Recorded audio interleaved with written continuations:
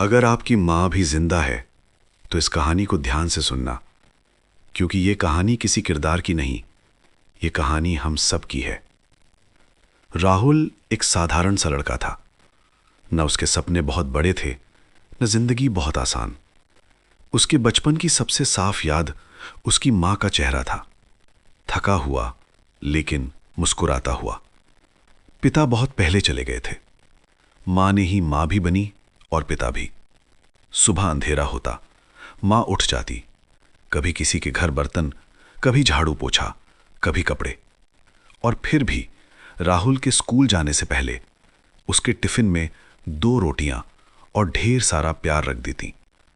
माँ अक्सर कहती थी, बेटा पढ़ लिख ले, मेरा क्या है, मैं तो चल ही लूंगी। राहुल सुन लेता था पर समझ नहीं पाता था। वक्त बीतता गया, राहुल बड़ा हुआ, कॉलेज पहुंचा, सपनों की दौड़ शुरू हुई। अब घर वही था, माँ वही थी, पर राहुल के पास वक्त कम होता जा रहा था। माँ खाना बनाकर बुलाती, बेटा ठंडा हो जाएगा। राहुल कह देता, माँ भी नहीं, मोबाइल पर काम है। माँ दरवाजे पर खड़ी रहती और चुपचाप लौट जाती। उसे खाना नहीं चाहिए था, उसे राहुल का साथ चाहिए था। कभी माँ बस यूं ही पूछ लेती, बेटा आज बात कर ले।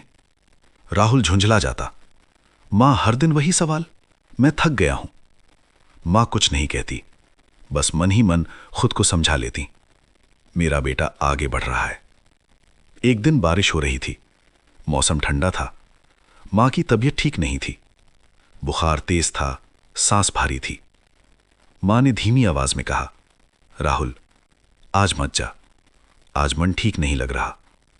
राहुल को देर हो रही थी, उसका जरूरी इंटरव्यू था। वो चिढ़ गया, माँ हर बार यही होता है, आज मेरा दिन खराब मत करो। माँ ने कुछ नहीं कहा, उसकी आंखों में आंसू थे लेकिन आवाज में दुआ। ठीक है बेटा, भगवान तुझे कामयाब करे। राहुल दरवाजा बंद करके चला गया। वो नहीं जानता था कि उसने अपनी जिंदगी का सबसे भारी दरवाजा बंद कर दिया है। इंटरव्यू अच्छा गया, राहुल खुश था, दिल हल्का था। उसने मां को कॉल किया, 1 बार, 2 बार, 3 बार, कोई जवाब नहीं। उसने सोचा सो रही होगी। शाम को घर लौटा, घर का दरवाजा खुला था, अंदर अजीब सी खामोशी थी। राहुल ने आवाज दी, मां। कोई जवाब नहीं। अंदर गया, मां जमीन पर पड़ी थी, आंखें खुली थीं, लेकिन वो देख नहीं रही थी। राहुल घुटनों के बल बैठ गया, मां उठो, मजाक मत करो। पर मां नहीं उठी। डॉक्टर ने बस इतना कहा कि अगर थोड़ा पहले आ जाते। वो वाक्य राहुल के अंदर जहर की तरह फैल गया। थोड़ा पहले, थोड़ा पहले। आज पहली बार राहुल को एहसास हुआ कि जिन रिश्तों को हम बाद में कहते हैं वो इंतजार नहीं करते। अगले दिन अलमारी साफ करते हुए एक पुराना कागज मिला, मां का लिखा हुआ। कांपते हाथों से पढ़ा, मेरे बेटे के नाम। अगर ये पढ़ रहा है तो शायद मैं पास नहीं हूं। मुझे शिकायत नहीं है, मां शिकायत नहीं करती।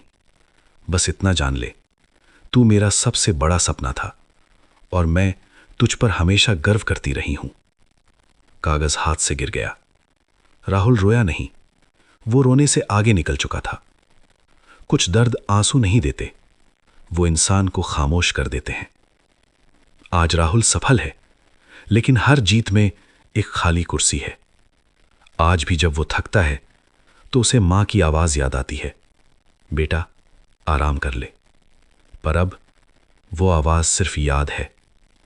अगर आपकी मां अभी आपके पास है तो इस कहानी के बाद बस जाकर उसे बिना वजह गले लगा लेना, क्योंकि एक दिन हमारे पास कहने को बहुत कुछ होगा और सुनने वाला कोई नहीं होगा। मां शब्द नहीं, सांस होती है।